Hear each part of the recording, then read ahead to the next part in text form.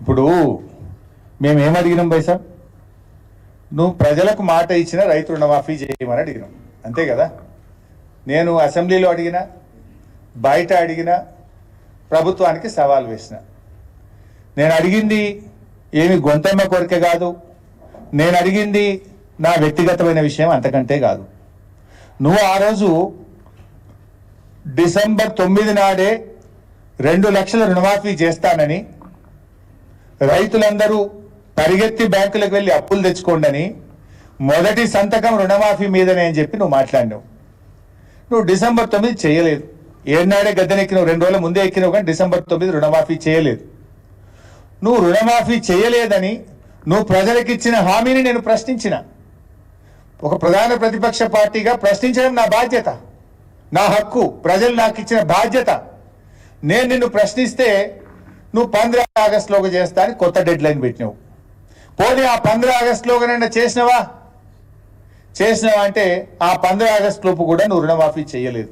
చెప్పింది 46 లక్షల మంది రైతులు, చేసింది 22 లక్షల మందికి. చెప్పింది 31,000 కోట్లు, చేసింది 17,000 కోట్లు. అది కూడా నేను ప్రశ్నిస్తే, నేను సవాలు వేస్తే నువ్వు ముందుకు వచ్చినావు. అది కూడా నేను ఇవాళ రైతుల పక్షాన మా పోరాటం, బీఆర్ఎస్ యొక్క కృషి ఇవాళ పాక్షికంగా 46% రైతు రుణమాఫీ అయిందంటే కూడా అది బీఆర్ఎస్ యొక్క పోరాట ఫలితం. బీఆర్ఎస్ ప్రశ్నిస్తే జరిగింది. కానీ ఇవాళ నువ్వేం చేస్తున్నావు? నువ్వు రైతులకు రుణమాఫీ చేయమంటే ఇవాళ భౌతిక దాడులకు పురిగొల్పే విధంగా ముఖ్యమంత్రి రెచ్చగొడుతున్నాడు, చావుమని మాట్లాడుతున్నాడు, కాంగ్రెస్ కార్యకర్తలు రెచ్చగొట్టే ప్రయత్నం చేస్తున్నాడు. ఇవాళ మా క్యాంప్ ఆఫీస్ మీద కాంగ్రెస్ గుండాలతోని దాడి చేపించింది. ఇది ప్రభుత్వ ఆస్తులు కాదా? ప్రభుత్వ ఆస్తుల మీద దాడికి ముఖ్యమంత్రి పురమాయిస్తారా? ఇలా ప్రభుత్వ ఆస్తుల్ని ధ్వంసం చేసిన పాలకపక్షం రేపు ప్రైవేట్ ఆస్తుల్ని కొల్లగొట్టడమో లెక్కనా ఈ ప్రభుత్వానికి? ఏం సందేశం ఇస్తున్నారు ముఖ్యమంత్రి గారు? మీరు ఇలా దాడులు చేస్తే రాష్ట్రానికి పెట్టుబడులు వస్తాయా? పెట్టుబడులు పెట్టే వాళ్ళు ముందుకు వస్తారా? నువ్వు అమెరికా, కొరియాకు వెళ్ళింది పెట్టుబడులక, ప్రతిపక్ష నేతలపై దాడులకు శిక్షణ పొందడానికి పోయినవా అని నేను అడుగుతా ఉన్నా. ఇవాళ నీ బూతులతో రైతులకు రుణమాఫీ పూర్తి కాదు. ఇవాళ నీ తిట్లతో రైతుల అకౌంట్లలో కోట్లు పడాయి. ఇవాళ నువ్వు నీ అసమర్థత, నీ చేతగాంతనం, నీ ఫెయిల్యూర్, రైతులకు నువ్వు మోసం చేసిన నీ దగాకోరుతనం బయటపడుతుందని చెప్పి ఇలా డైవర్షన్ టాక్టిక్స్ చేస్తూ, ప్రశ్నించిన వాళ్ళ మీద దాడులు చేస్తూ, ఇవాళ మా కార్యాలయాల మీద దాడులకు పాల్పడుతున్నాడు ముఖ్యమంత్రి గారు. ప్రజలు అన్ని గమనిస్తున్నారు. మేమేమి ఈ దాడులు మాకు కొత్త ఏం కాదు. సమైక్యవాదులు ఆ రోజు మా మీద ఎన్నో అక్రమ కేసులు పెట్టిండ్రు, మా మీద ఎన్నో దాడులు జరిగినాయి.